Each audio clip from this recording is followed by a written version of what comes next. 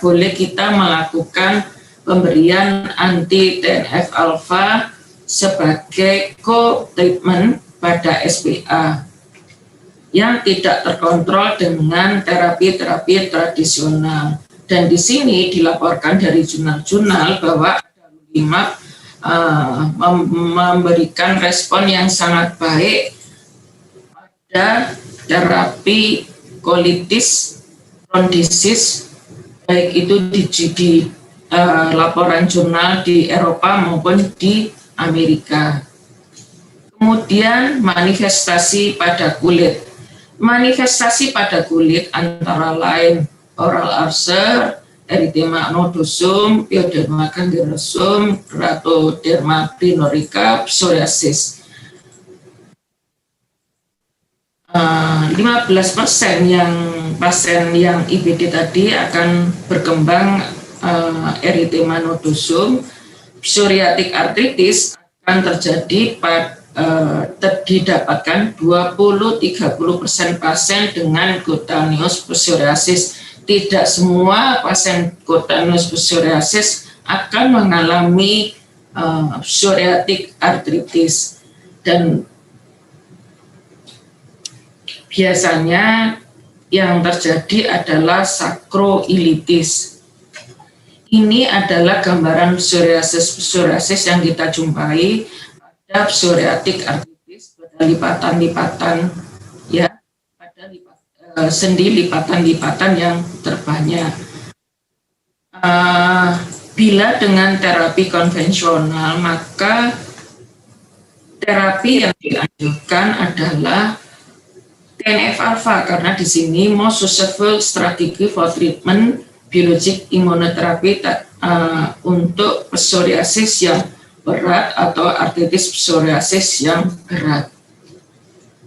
Ini menurut panduan Euler atau Grappa, bagaimana penggunaan NSAID pada peripheral psoriatic arthritis. Di sini pada Euler NSAID yang diutamakan plus lokal glukokortikoid, kemudian gasidimat.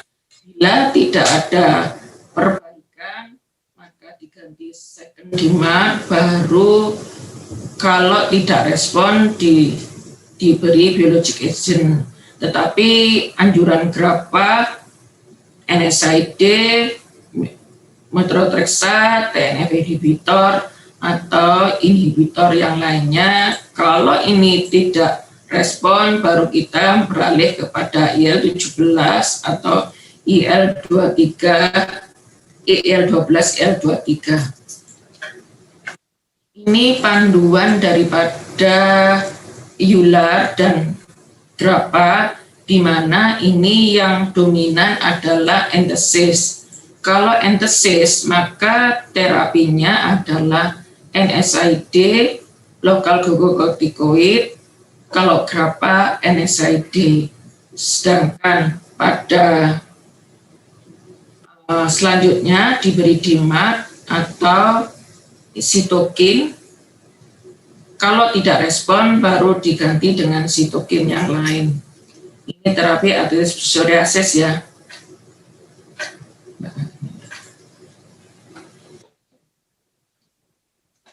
Sedangkan yang berdasarkan gejala predominannya aksial psoriatik, maka NSAID menjadi standar utama. Grappa juga setuju sebagai NSAID sebagai standar utama, kemudian di biologic DMARD, kemudian sama juga biologic DMARD, Euler dan Grappa. Manifestasi kardiovaskuler dilaporkan akhir-akhir ini meningkat sekitar 60%.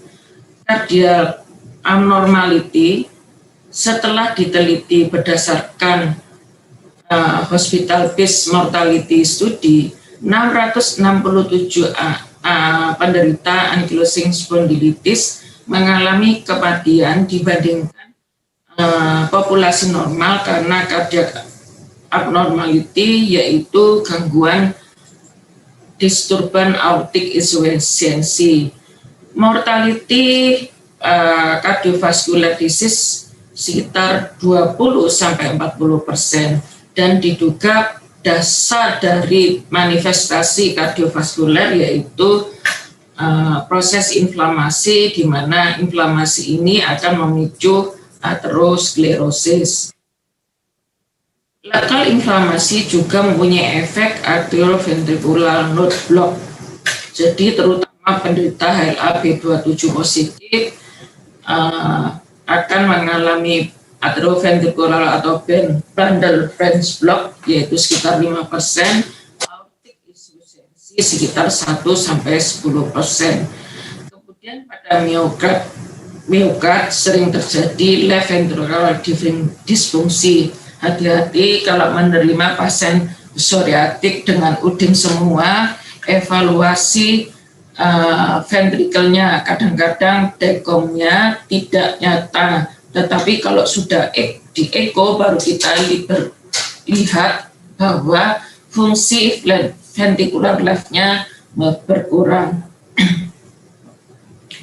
Di sini dianjurkan kalau ada gangguan irama atau manifestasi pada jantung adalah terapi TNF sebagai terapi utama untuk menurunkan cardiac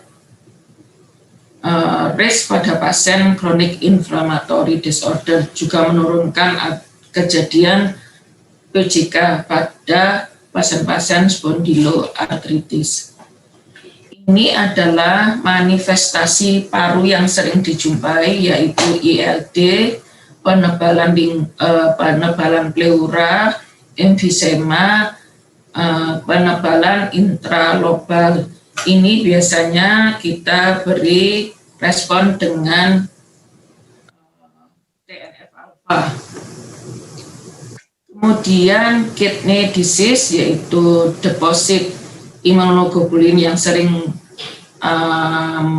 gejalanya menyerupai sindrom nefrotik, atau amyloidosis, amyloid A yang tertimbun di jaringan interstisial renal, biasanya ditandai dengan hipertensi yang tidak terkontrol, kemudian menimbulkan gangguan fungsi renal.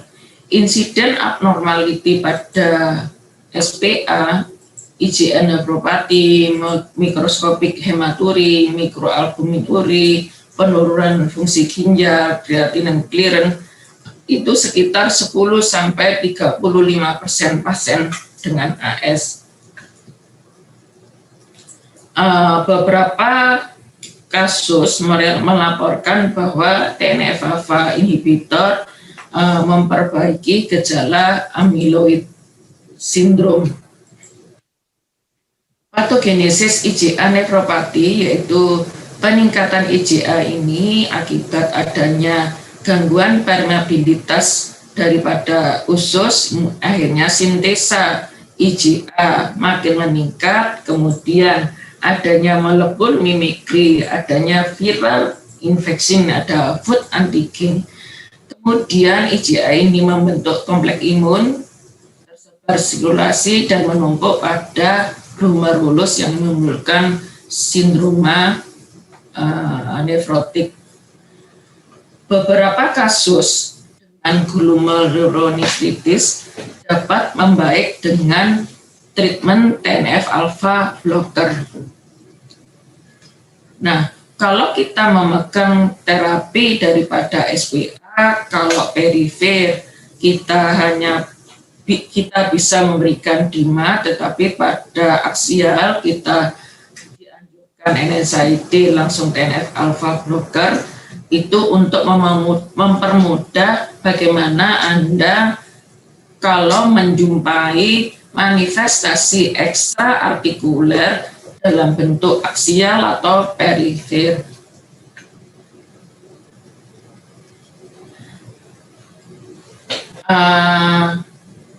NSAID merupakan terapi utama. Dia bisa berfungsi menghambat progresivitas kelainan pada tulang, tetapi tidak tidak bermanfaat untuk mengendalikan sistem imun. Sebelum kita memberikan TNF-alfa, terutama pada aksial, maka kita boleh memberikan NSAID terlebih dahulu, kemudian baru kita beri DMARD kalau dia bentuk perifer, kemudian kalau tidak respon, baru kita memberikan TNF-alfa inhibitor untuk mengendalikan inflamasi yang terjadi pada manifestasi ekstraartikuler maupun artikulernya. Ada 3 anti TNF-alfa. Sudah ada beberapa anti TNF-alfa, 5 TNF-alfa, tetapi tidak semuanya bermanfaat untuk manifestasi ekstraartikuler. Khususnya etanercept tidak bisa untuk mengobati uveitis. Infliximab, adalimumab mempunyai efikasi pada artritis psoriasis, sedangkan anti TNF faktor infliximab dan adalimumab itu lebih respon dibandingkan etanercept untuk ekstraartikular manifestasi atau comorbid kondisi. Dan dikatakan bahwa adalimumab menurunkan rekurensi daripada gejala uveitis. Demikian presentasi dari saya. Wassalamualaikum warahmatullahi wabarakatuh. Waalaikumsalam warahmatullahi wabarakatuh. Terima kasih Dr. Yuli, sangat lengkap dan komprehensif ya, sangat menarik sekali, sehingga kita bisa tahu bahwa spondyloartritis ini luas sebenarnya, karena suatu keluarga semacam family begitu, dan ternyata extra-articular manifestation-nya banyak dan tidak sederhana juga pengobatannya. Baik, kita lihat ada beberapa pertanyaan. Ini yang pertama untuk Dr. Ismi ya dok. Ini dari Inayah Nirhidayati, saya nggak tahu ini dokter atau bukan. Assalamualaikum Dr. Ismi, mohon izin bertanya, saya pernah didiagnosis autoimun dengan gejala anemia pada tahun 2016. Beberapa bulan terakhir mata saya sering keluar kotoran. Pertanyaan saya, apakah ada hubungan mata saya dengan penyakit saya? Terima kasih. Terima kasih atas pertanyaannya. Matanya sering keluar kotoran ya. Keluar kotoran itu indikasi adanya sekret ya. Jadi kemungkinan itu karena konjungtivitis ya, seperti tadi saya jelaskan bahwa konjungtivitis juga bisa terjadi ya pada beberapa penyakit spondyloartritis. Tetapi juga harus diperiksa lagi ya. Jadi kalau cuma keluar kotoran saja tanpa ada keluhan lain, misalnya tidak ada keluhan silau, kemudian penglihatan terganggu, menurun, kemudian nyeri, ya itu kemungkinan hanya konjungtivitis saja. Oleh karena kenapa kok sering itu? Seperti yang saya jelaskan juga tadi, kemungkinan juga sudah mulai terganggu, bisa terjadi produksi air matanya misalnya pada Sjögren syndrome. Nah, karena Sjögren syndrome itu salah satu gejalanya adalah air mata kering ya, maka kalau air mata kering itu mudah terjadi inflamasi. Ya, gitu mungkin jawaban saya. Terima kasih. Iya, Dr. Ismi Maternun ya, sangat jelas sekali. Berikutnya pertanyaan ini sepertinya lebih tepat kalau Dr. Yuliasi yang menjawab, dari Dr. Andreas Agung Kurniawan. Selamat siang dokter, mohon petunjuk untuk indikasi dan perbedaan antara kloroquine dan hidroksikloroquine pada penyakit-penyakit rematik autoimun. Mungkin tidak berhubungan topik hari ini, tapi karena memang saya kira cukup penting, jadi tetap saya angkat. Silakan dokter Yuliasi. Apa bedanya? Kloroquine dan hidroksikloroquine. pada Ya. penyakit rematik autoimun. Hidroksikloroquine adalah, lupa molekulnya. Seingat saya, hidroksikloroquine itu lebih aman, lebih sedikit efek samping pada mata dibanding kloroquine karena susunan molekulernya sebenarnya sama, kloroquine dan hidroksikloroquine. Mungkin itu Dokter Singgi mungkin bisa menambahkan. Lupa saya ininya. Saya kira saya setuju dokter, makanya memang untuk pemeriksaan mata itu kalau kloroquine biasanya 1 tahun sekali, tapi kalau hidroksikloroquine cukup 5 tahun sekali. Mungkin Dokter Ismi bisa menambahkan, mungkin pernah mendapat kasus, meskipun ini sebenarnya sangat jarang sekali, tetapi kita memang harus aware, tapi sebenarnya sangat jarang. Mungkin Dokter Ismi mau menambahkan? Maaf, kloroquine ya tadi ya?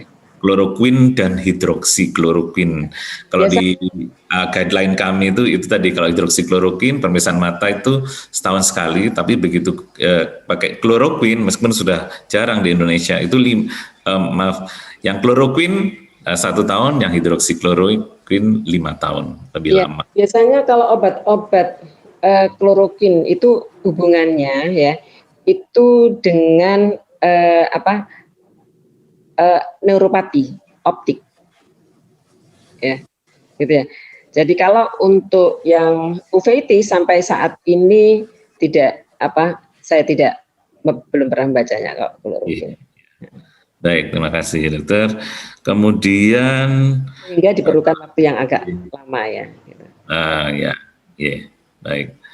Kemudian berikutnya untuk Dokter Yuliasi dari Dr. Agustinus Vincent, mohon izin bertanya apa yang bisa dilakukan oleh dokter-dokter yang bekerja di vaskes primer maupun di daerah perifer untuk dapat mendeteksi dan mendiagnosis lebih dini suatu pasien dengan kecurigaan SPA.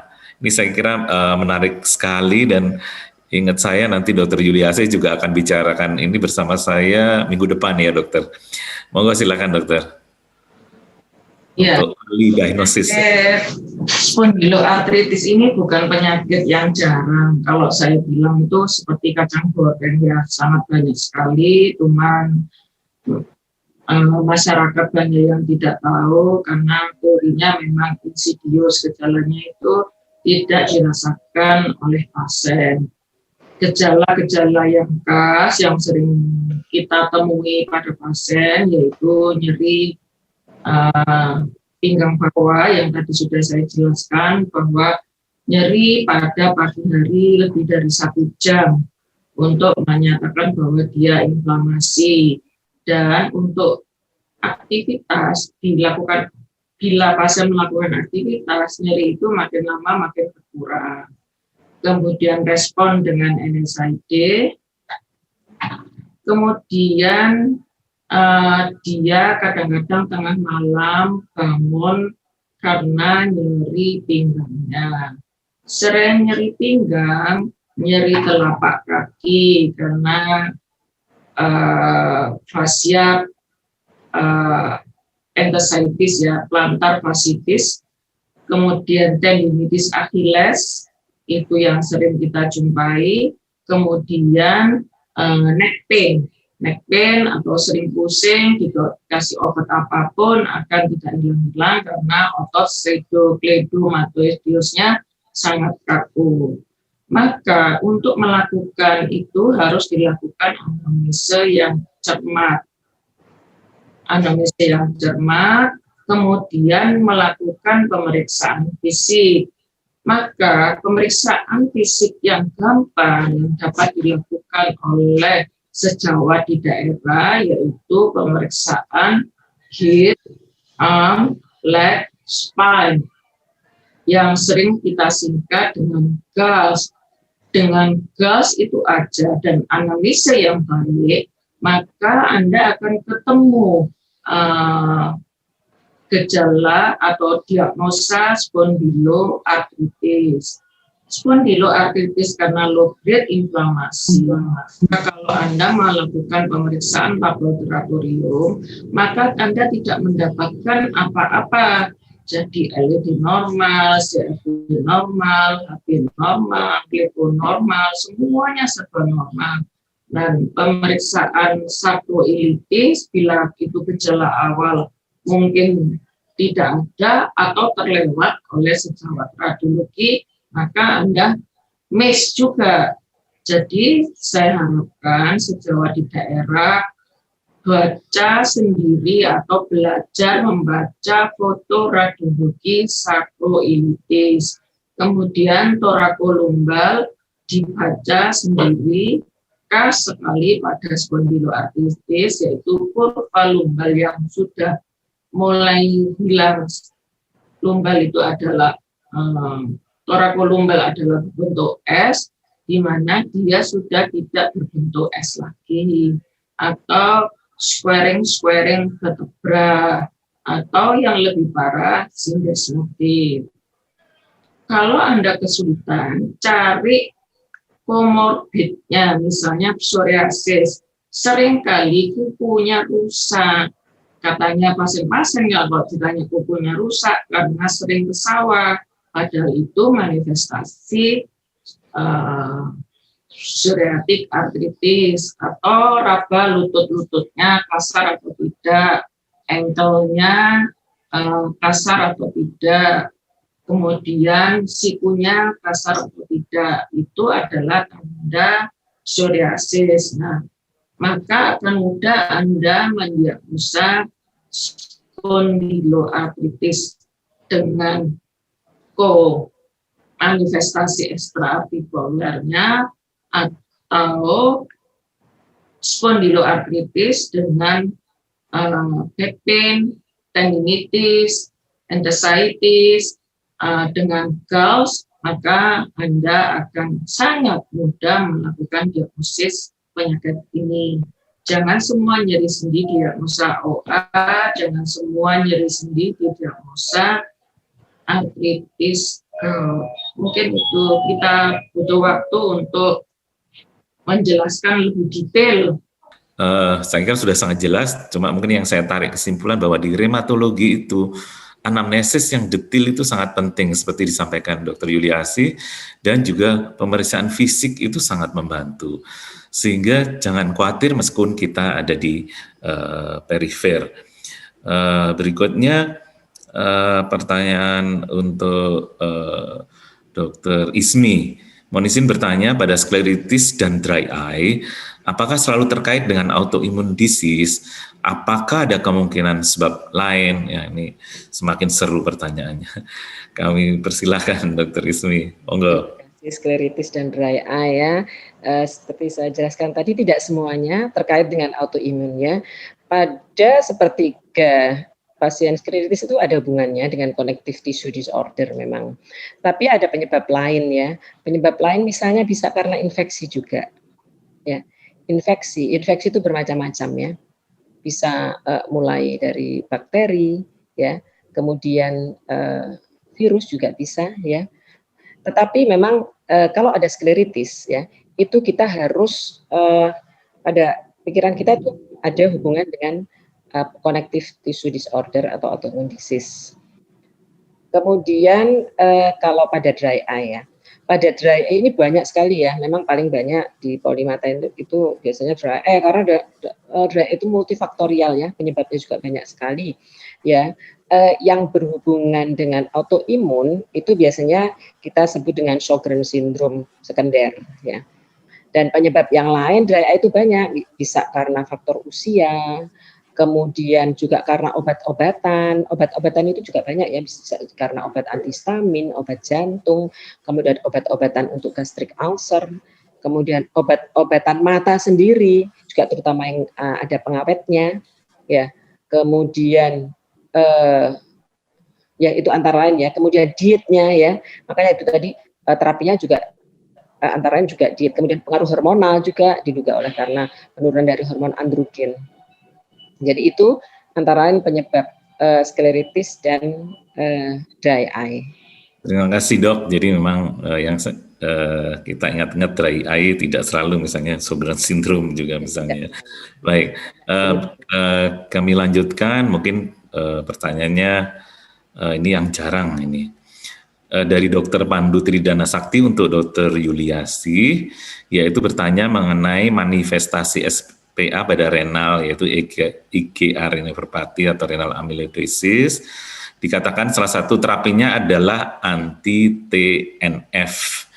Nah, yang ditanyakan, apakah manifestasi renal ini dapat kembali normal atau kita hanya dapat mencegah progresivitasnya dengan anti-TNF? Demikian dokter tentang anti-TNF pada IgA nephropathy. Pada IgA nephropathy, saya punya beberapa pengalaman. Itu terapi dengan DMARD, MTX, dan biologic agent, sindroma nefrotik yang muncul itu dapat kembali lagi, dapat normal kembali. Kalau kita tahu itu IgA nephropathy, kita tidak memberikan kortikosteroid, kita langsung memberikan DMARD, biasanya DMARD yang saya pakai MTX, dan ditambah dengan biologic agent. Kalau yang masif, ada yang hematuri, tiba-tiba hematuri, anak muda tiba-tiba hematuri, kaku sendi-sendinya, ternyata itu adalah manifestasi SPA yang mikrohematuri, dan itu bagus sekali juga dengan TNF.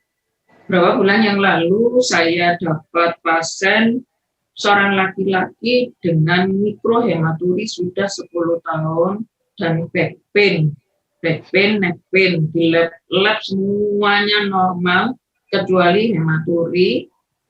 Fotonya saya kira sudah menunjukkan suatu spondyloartritis, tetapi oleh radiologi dibaca normal. Nah, ini akan membingungkan para klinisi kalau kita tidak berpegang teguh pada pemeriksaan klinik dan anamnesa yang baik.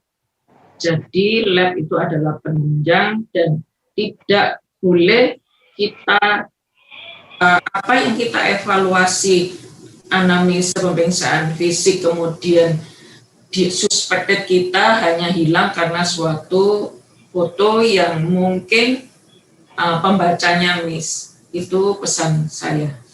Demikian Dr. Singge. Iya dokter, terima kasih, sangat jelas. Nah ini ada dari Dr. Indra Iwan.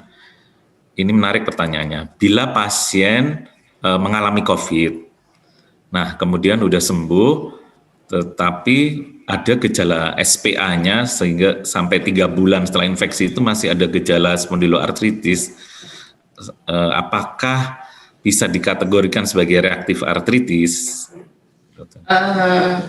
Kalau reaktif artritis, disebut reaktif artritis itu adalah post infeksi gastrointestinal atau UI tract, infeksi gastrointestinal dan urinary tract, maka disebut reaktif artritis. Sedangkan COVID tidak menimbulkan infeksi gastrointestinal dan urinary tract. Tetapi COVID, beberapa pasien memicu terjadinya aktivasi penyakit autoimun. Saya pernah dapat pasien post-COVID dengan primary biliary cirrhosis.